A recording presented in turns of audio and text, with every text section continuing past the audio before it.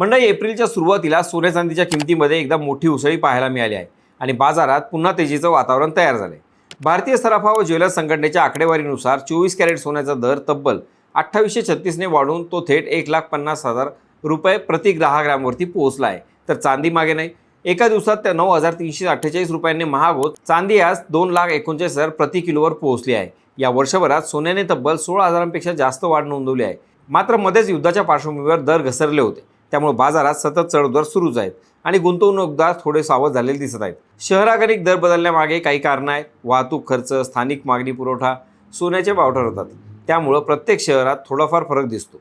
सोने खरेदी करताना एक गोष्ट मात्र नक्की लक्षात ठेवा, नेहमी हॉलमार्क असलेलं प्रमाणित सोनेच घ्या आणि खरेदीपूर्वी दर नक्की तपासा. कारण बाजारात तेजी असली तरी शहाणपणाने घेतलेले निर्णय हे फायदेशीर ठरतात. आता या वाढत्या दरात तुम्ही गुंतवणूक करणार की थांबणार, कमेंटमध्ये नक्की सांगा. आणि अशाच महत्त्वाच्या अपडेटसाठी त्याचं काय महाराष्ट्र इंस्टाग्रामला फॉलो करा आणि यूट्यूबला सबस्क्राईब करायला विसरू नका.